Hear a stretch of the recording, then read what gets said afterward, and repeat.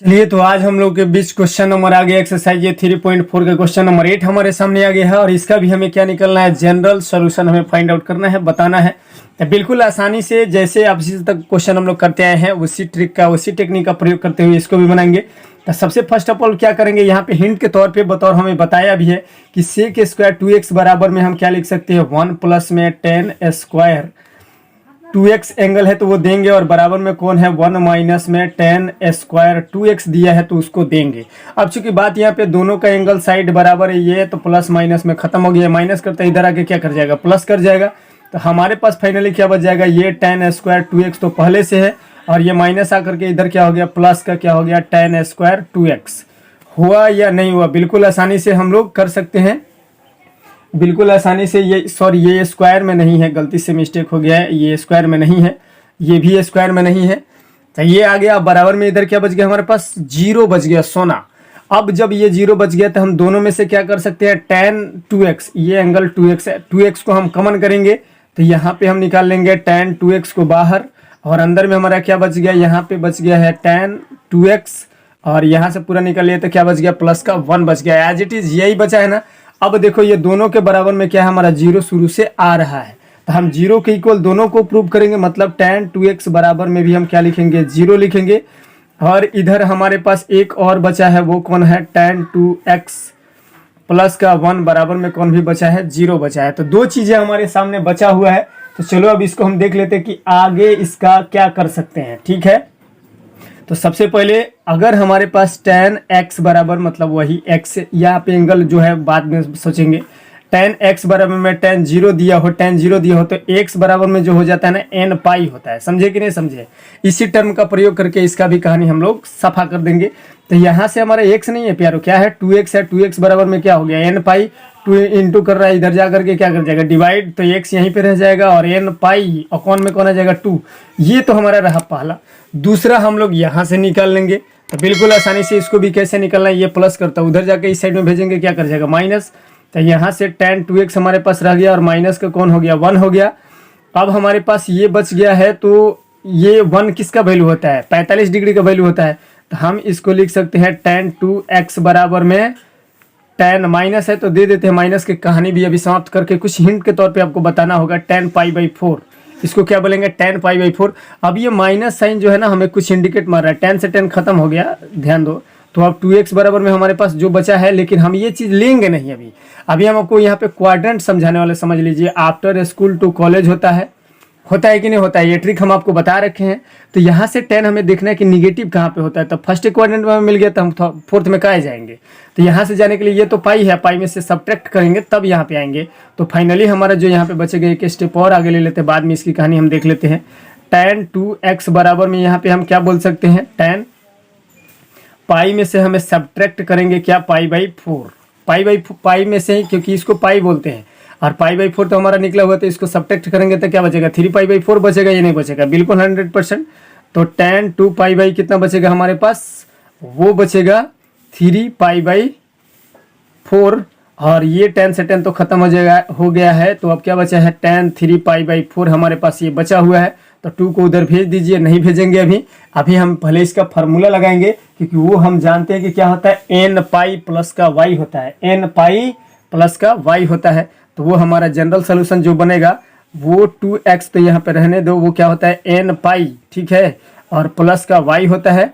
जो हमारे पास यहाँ पे x को रहने दो और यहाँ पे भेज दो इसको, y के स्थान पे कौन ले लेगा, y के स्थान पे ये 3/4 और ये 2 जब मल्टीप्लाई होगा तो 8 हो जाएगा और यहाँ से क्या बच जाएगा n पाई बटा में कौन 2, एक तो ये हो गया और दूसरा हमारा जो यहाँ पे प्लस साइन में आ जाएगा वो 3 पाई, तो पहले से 4 बटा में था तो यह भी हो जाएगा 8। ये हमारा हो गया जनरल दूसरा टर्म। उम्मीद करते कि बात समझ में आ गया होगा।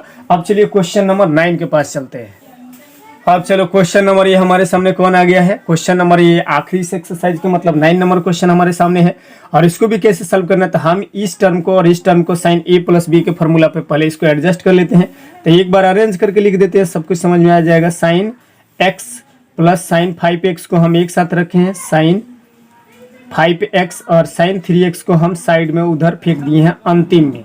बराबर का 0 चल रहा है, चलने दो। अब यहाँ से साइन ए प्लस बी का फॉर्मेट हमारे पास कुछ इस प्रकार आएंगे, तो हम जानते हैं, चूंकि हमें मालूम है, नहीं मालूम है तो ये देखो फार्मूला का कॉन्सेप्ट जो है बाबू वो इंट्रो वीडियो में आप जरूर देख लेना, चूंकि हम जानते हैं ये बात कि साइन ए, समझ रहे हो ना, साइन ए प्लस साइन बी बराबर क्या होता है, हम लोग बेहतर जानते हैं कि वो होता है 2 साइन, समझ रहे हैं ना, 2 साइन ए प्लस बी बटा 2 और इनटू में कॉस ए माइनस बी बटा 2 होता है, जो कि आपको याद रखना है, याद रखने वाला चीज़ है। कहीं ना कहीं बेहतर लगता है, सवाल बनने में मज़ा आता है जब कुछ फार्मूला आपको याद रहते हैं। ओके ना, तो चलो हम इसको उस पर एडजस्ट कर लेते हैं, कोई दिक्कत कोई हड़बड़ी गड़बड़ी नहीं है।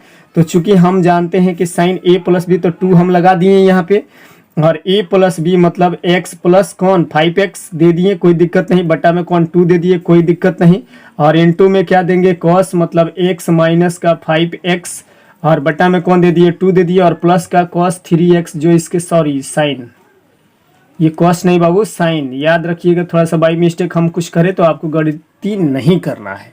ओके चलो अब इसको सॉर्ट आउट करते हैं। पहले तो ये 2 अपने जगह पे ठीक है प्यारो, और यहाँ से साइन है अपने जगह पे सही है, ये 1 और 5 कितना होता है 6 बटा में 2 कितना होगा 3 साइन x हो जाएगा, और ये कितना हो जाएगा, चूंकि आपको एक चीज़ और ध्यान में रखना है कि cos माइनस थीटा बराबर क्या होता है cos थीटा, ये चीज़ें भी बेसिक चीज़ में हम बता रखे हैं। तो यहाँ पर तो माइनस का 4 आने वाला है, 4 बटा में 2, तो ये माइनस को हजम कर जाता है, देगा पॉजिटिव ही, मतलब क्या ये बचेगा हमारे पास cos का 2x बचेगा, बचेगा कि नहीं बचेगा प्यारो, तो ये जो हमारे पास बचेगा यहाँ पे कौन बचेगा cos का 2x, क्योंकि 4 बटा में 2 ही होता है, प्लस का कौन साइन का 3x जो चल रहा है उसको चलने दिया जाए, बराबर में 0 चल रहा है इसको भी चलने दिया जाए। देखो यहाँ पे साइन 3x, यहाँ पर भी साइन 3x, कमन कर लो, कमन करके लेके आते हैं इसको बाहर। तो हम यहाँ से क्या निकाल रहे हैं, साइन का 3x को कर लिए हम बाहर, तो अंदर क्या बचा, ये 2 बचा तो 2 बचने दो, ये cos बचा तो cos बचने दो, ये 2 cos x बचा, और यहाँ पे कौन बचा प्लस का 1 बराबर का 0। अब ये दोनों टर्म में से कोई तो 0 रहा है, अभी तो खेल खेले हैं हम, तो दोनों में से कोई तो टर्म 0 रहा है, तो चलो हम यहाँ पे क्या लिख देते हैं, साइन का 3x, साइन का 3x बराबर में 0, और एक ये हमारा बचेगा 2 cos 2x प्लस का 1 बराबर में कौन 0, दोनों टर्म में से कोई तो 0 रहा होगा। तो अब दोनों ही फार्मूला को हम लोग सॉर्ट आउट करेंगे कि इसको कैसे बना सकते हैं, तो बिल्कुल इजीली हम लोग इसको कर सकते हैं। तो वो होता है जब साइन x बराबर में 0 होता है, साइन x बराबर में क्या होता है 0, तो x बराबर में क्या हो जाता है n पाई हो जाता है, तो यहाँ पे कौन है 3x और ये कौन है n पाई, बटा में भेज दो 3 को, स्वाहा हो जाएगा n पाई, और बटा में कौन हो जाएगा 3। एक तो जनरल टर्म हमारा ये आया, दूसरा हमें ये देने वाला है, ठीक है, कैसे देगा ये जानना बहुत इंटरेस्टेड है, जानना बहुत जरूरी है प्यारो। ये क्या करेंगे, ये प्लस करता उधर जाके क्या करेगा, सबसे पहले तो माइनस करेगा, तो 2 यहाँ पे क्या कर रहा है प्लस, तो उधर जाकर के 2 cos 2 रहने दिया जाए, और इधर कौन आ जाएगा माइनस का 1 हो जाएगा।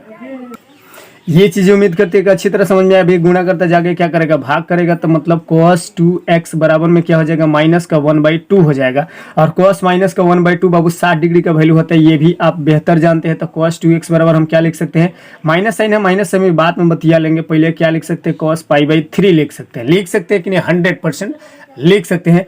अब यहाँ से इस चीज़ समझना होगा कि cos माइनस कहाँ पे होता है, तो उसके लिए आपको क्वाड्रेंट समझना बहुत जरूरी है। तो ये है आफ्टर स्कूल टू कॉलेज, तो cos निगेटिव तो ये भी मिल गया हमें सेकंड क्वाड्रेंट, पाई में से माइनस करेंगे, तो पाई में से माइनस करेंगे π/3, तो कौन बचेगा 2π/3 बचेगा, 100% यही बचेगा ना, cos से cos हो गया स्वाहा। तो हम फाइनली इसको लिख सकते हैं cos 2x बराबर में क्या लिख सकते हैं, क्योंकि हम एक बात दिखा देते हैं उसके बाद ही घटाएंगे, नहीं तो कोई हो सकता है कि आपको पड़ जाए दौरा, ठीक है, और वो हम पढ़ने नहीं देना चाहते हैं। तो अब की कहानी हम यहाँ पे आपको सॉर्ट आउट करके दिखा दे तो क्या दिक्कत, बिल्कुल देखते रहो, नजरें जमाए रखो।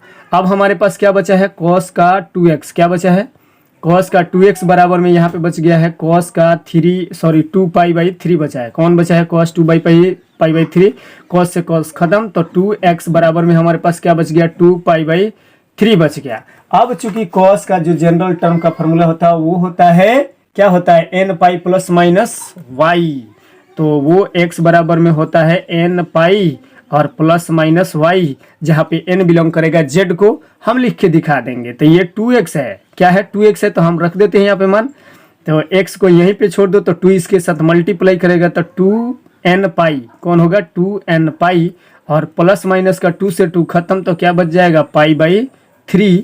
और n किसको बिलोंग कर रहा है, z को कर रहा है। तो उम्मीद करते हैं कि इतना बात आपको समझ में आ गया होगा। ये हो गया हमारा जनरल टर्म दूसरा। तो फिर मिलेंगे चौथे अध्याय के साथ। तब तक वीडियो समझ में आया, मजा आया हो बनाने में, समझने में, तो वीडियो को लाइक और चैनल को सब्सक्राइब जरूर करना, दोस्तों के पास शेयर करना ना भूले। थैंक यू, धन्यवाद। फिर मिलेंगे 4.1 से इंट्रो वीडियो के साथ।